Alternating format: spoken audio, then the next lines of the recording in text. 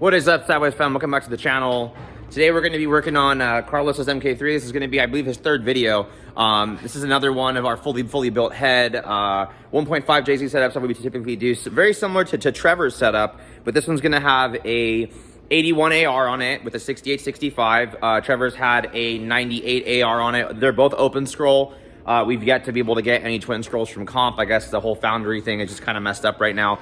So we've ordered some 1.0 and 1.5 or something like that.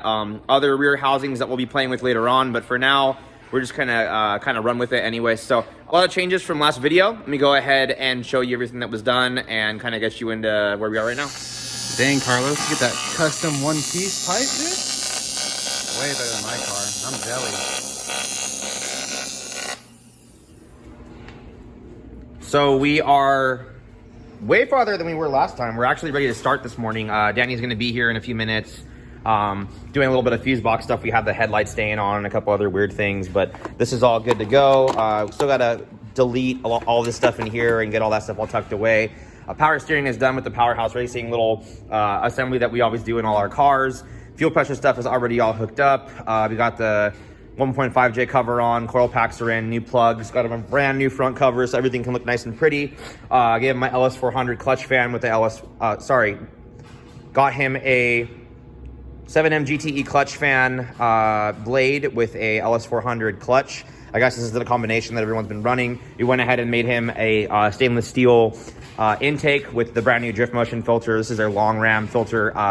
Everything's been polished as far as that goes. We still got to talk to him about this. I really feel like he should pay to get the neck polished. And then, I believe he's going to be putting a shroud in here. He's talking about going aluminum radiator, but we're going to have to kind of just go over that. I mean, obviously, you put an aluminum radiator, bro, it's going to be hitting the freaking fan. So, I mean, I don't know if that's really going to be possible without going to E-fans.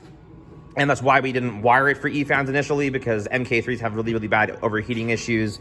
And generally, you can even just run it just like this and have no problem. You can see it in Sage's cars, and Hartrell's car, and I believe Adrian's car, and all the other cars. And they drove their car for 6 hours home from here, from NorCal to... and then basically, harness is all ran. This is a non-ABS car. We still need to tuck all that away. Got to bleed the clutch still. Already went ahead and gotten everything under the car hooked up and done. RM54 stuff is in. We need to put the shifter in.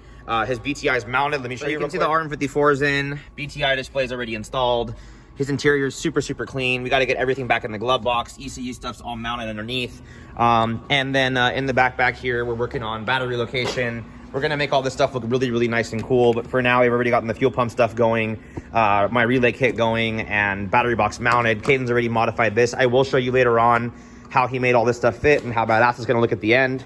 Okay, so pretty much what I'm gonna be doing right now is gonna be cleaning up all this rat's nest that he has in the back of the trunk. You can see, like, above this cover, he has like his sub and his amp down in there.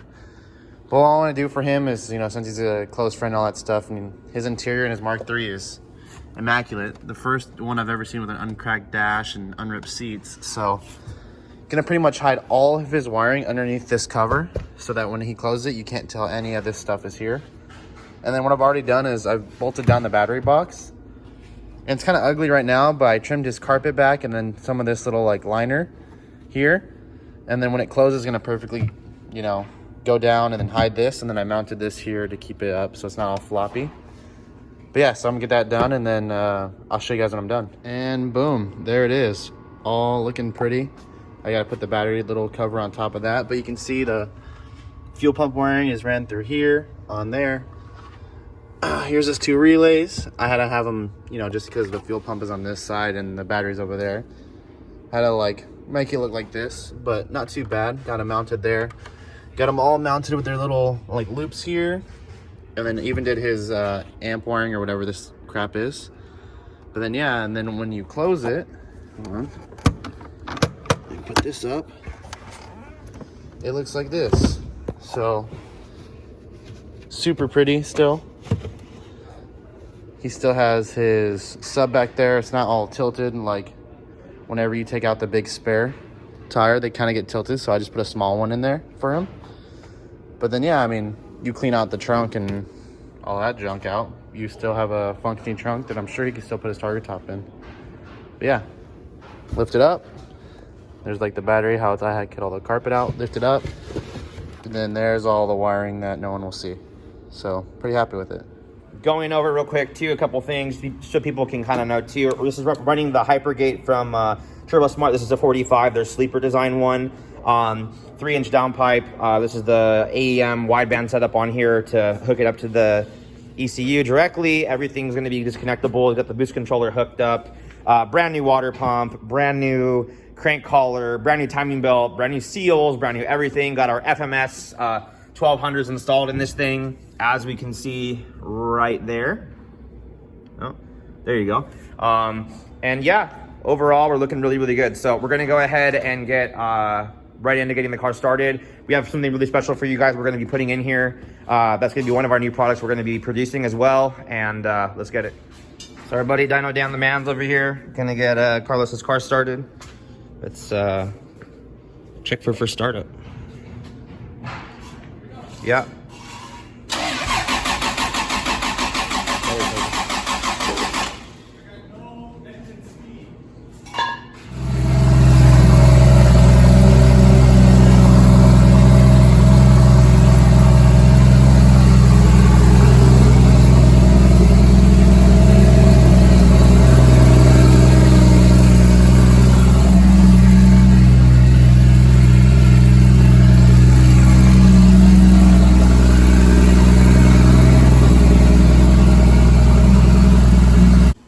Alrighty guys, so let's show you what's up underneath here. So we got all our PTFE fuel lines already down on here. Everything's hooked up, everything's fastened to the chassis. One-piece drive shaft all in. We're gonna be ripping out all this factory OEM crap. 5-speed manual cross member with the new mount. And you can see his clutch master's clutch in there already. Downpipe and everything fits. We already went ahead and bent out the speedometer cable line. Everything underneath there is good. Got a nice big ground on it. 525s in the back. You can see the adapter back here for where we went from the 6 AN to the 10 AN all the way for the front, or actually it's an 8 AN, my bad. Yeah, everything else looks really, really good. So let's go ahead and get everything all set up, and let's get over and get her outside so we can get all the button up done into the car. Real quick, so now that she has been running and she sounds great, we're gonna go ahead and get the shifter in. We're gonna go ahead and get the hood on and then start getting the bumper on and all the cleanup for the car.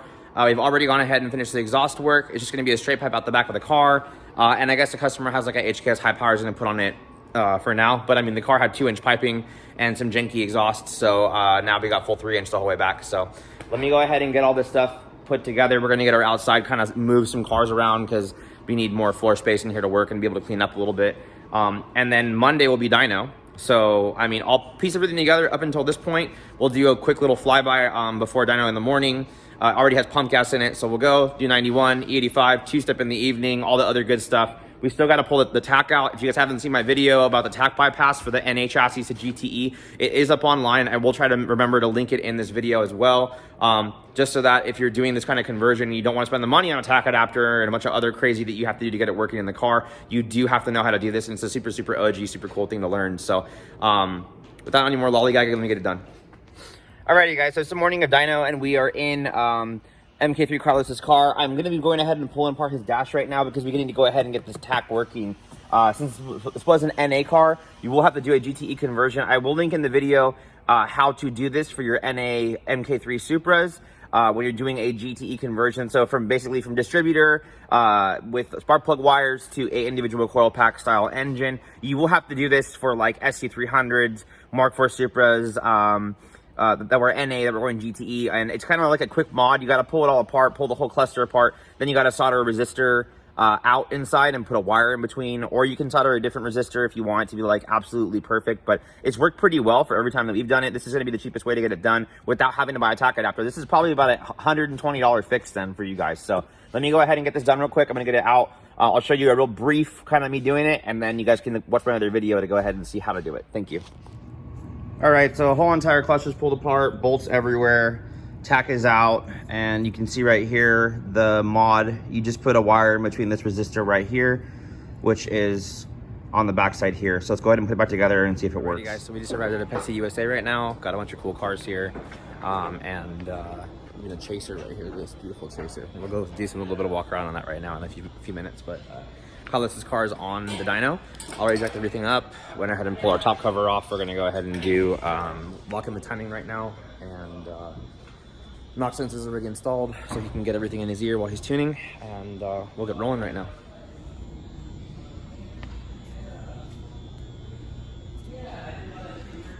No longer a NA car. Look how nice this thing looks, dude. Beautiful.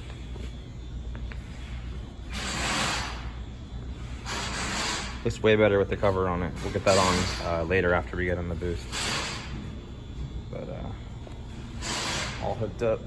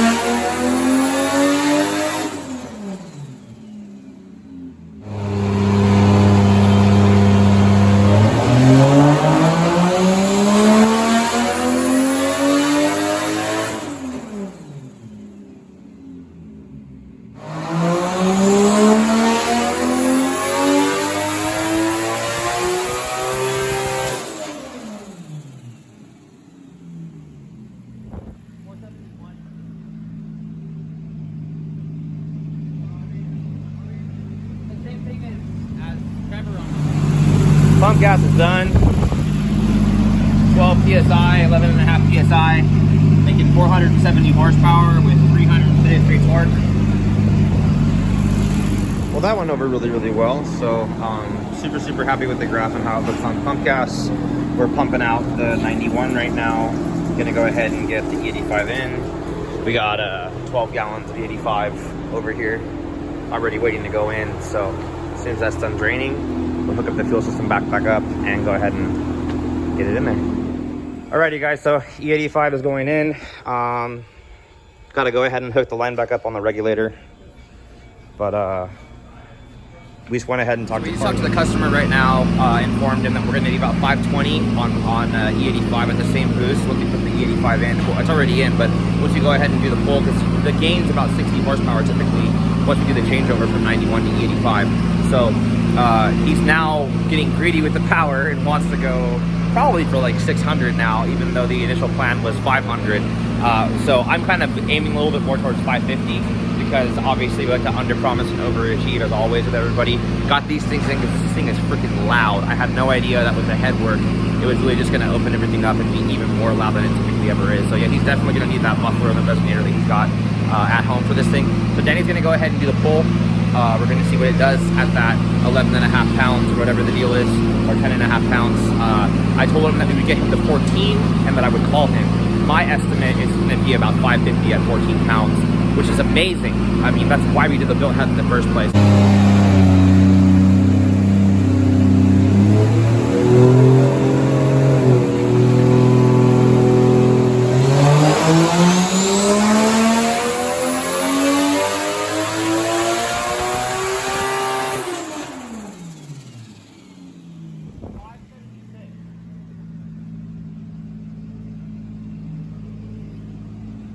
Holy shit.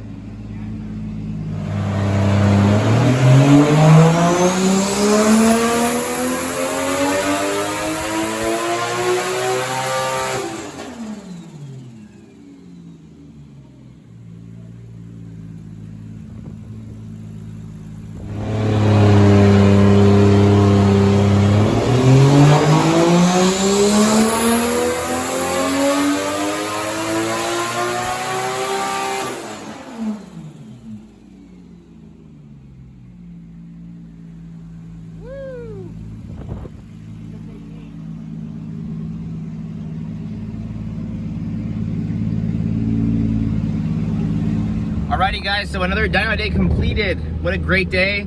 That built head came in clutch, looked really, really good. Definitely over exceeded the customer's expectation. We had said 500 and then I had said 550 and we ended up doing 620. So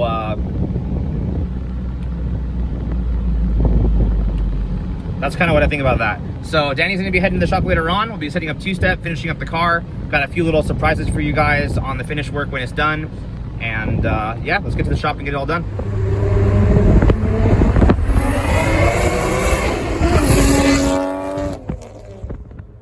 So we got good old Robbie boy putting in the two-step button, and look at this position. Woo-wee. Look at this.